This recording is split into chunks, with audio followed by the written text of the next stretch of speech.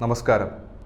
ലൈംഗികാതിക്രമത്തിനിരയായ പെൺകുട്ടിയെ തട്ടിക്കൊണ്ടുപോയ കേസിൽ ജനതാദൾ നേതാവും MLAയുമായ HT രേവണ്ണനെ പിതാവായ മുൻ പ്രധാനമന്ത്രി HT ദേവഗൌഡയുടെ വീട്ടിൽ നിന്ന് പോലീസ് നൈസായിട്ടങ്ങ് അള്ളിയെടുത്തു. ഇയാളുടെ മകൻ പ്രജ്വൽ രേവണ്ണ വിദേശ രാജ്യത്തെവിടെയോ ഇപ്പോൾ ഒളിവിലാണ്. ഇരുവർക്കുമെതിരെ കഴിഞ്ഞ ദിവസമാണ് പ്രത്യേക അന്വേഷണ സംഘം ലുക്കൌട്ട് നോട്ടീസ് പുറപ്പെടുവിച്ചിരുന്നത്. നിരവധി സ്ത്രീകളെ ഭീഷണിപ്പെടുത്തിയും ലൈംഗികമായി പീഡനത്തിനിരയാക്കിയെന്നുമാണ് ഇരുവർക്കുമെതിരെയുള്ള ആരോപണം.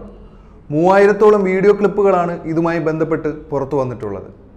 BJPയുടെ നേതൃത്വത്തിലുള്ള NDA സഖ്യത്തിലെ പ്രധാന കക്ഷിയാണ് JDS. കർണാടകയിൽ പ്രധാനമന്ത്രി നരേന്ദ്രമോദി അടക്കമുള്ള BJP നേതാക്കൾ പ്രജ്വൽ രേവണ്ണയ്ക്കായി പ്രചാരണം നടത്തിയിരുന്നു. ഇത്തരത്തിലുള്ള ക്രിമിനൽ നേതാക്കൾക്ക് ഒത്താശ ചെയ്തു കൊടുക്കുന്ന BJP സർക്കാരിനെ എന്ത് പേരിട്ടാണ് വിളിക്കേണ്ടത്? കേസെടുത്തതിന് പിന്നാലെ വിദേശത്തേക്ക് രക്ഷപ്പെടുന്നതിന് വേണ്ടി കേന്ദ്ര സർക്കാർ സഹായിച്ചതായി ആരോപണവുമുണ്ട്. നയതന്ത്ര പാസ്പോർട്ട് ഉപയോഗിച്ചാണ് പ്രജ്വൽ ജർമ്മനിയിലേക്ക് കടന്നിരിക്കുന്നത്. അപ്പോൾ ഇതിനകത്ത് ഉയർന്ന നേതാക്കന്മാരുടെ സഹായഹസ്തം ഉണ്ടെന്നുള്ള കാര്യത്തിൽ ഉറപ്പാണ്.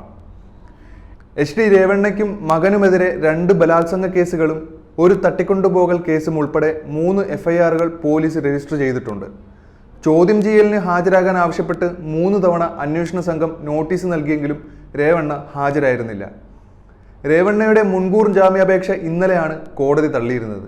തുടർന്ന് ADGP VK സിംഗിന്റെ നേതൃത്വത്തിലുള്ള പ്രത്യേക അന്വേഷണ സംഘമെത്തി രേവണ്ണയെ പിടികൂടുകയായിരുന്നു. മജിസ്ട്രേറ്റ് കോടതിയിൽ ഹാജരാക്കിയ രേവണ്ണയുടെ ഇടക്കാല ജാമ്യാപേക്ഷയും തള്ളിയാണ് പോലീസ് കസ്റ്റഡിയിൽ ഇപ്പോൾ വിട്ടിരിക്കുന്നത്. ഇതിനിടെ രാജ്യം കടന്ന് ഒളിവിൽ പോയ പ്രജ്വലിനെ കണ്ടെത്താൻ മറ്റ് രാജ്യങ്ങളുടെ സഹായം തേടി കർണാടക സർക്കാർ ഇപ്പോൾ CBI സമീപിച്ചിട്ടുണ്ട്. ഇതനുസരിച്ച് CBI ബ്ലൂ കോർണർ നോട്ടീസ് ഉടനെ തന്നെ പുറപ്പെടുവിക്കും. രാജ്യം വിട്ട പ്രജ്വലിന് പിന്നാലെ രേവണ്ണയും രാജ്യം വിടാനുള്ള സാധ്യത മുൻനിർത്തിയാണ് രണ്ടാമതും ലുക്കൌട്ട് നോട്ടീസ് ഇറക്കിയത്. JDS നേതാവ് ദേവഗൌഡയുടെ കുടുംബത്തിന്റെ പടുവലഹിബ് ഗ്രാമത്തിലെ ഫാം ഹൗസിലും പ്രജ്വലിന്റെ വീട്ടിലും പ്രത്യേക അന്വേഷണ സംഘം ഇന്നലെ പരിശോധന നടത്തിയപ്പോൾ ചില ഫോട്ടോകൾ കാണിച്ച അന്വേഷണ സംഘം ജോലിക്കാരോട് വിവരങ്ങൾ ചോദിച്ചിരുന്നു. എന്നാൽ ഫോട്ടോയിലുള്ളവരെക്കുറിച്ച് അറിയില്ലെന്നായിരുന്നു ജീവനക്കാരുടെ മൊഴി.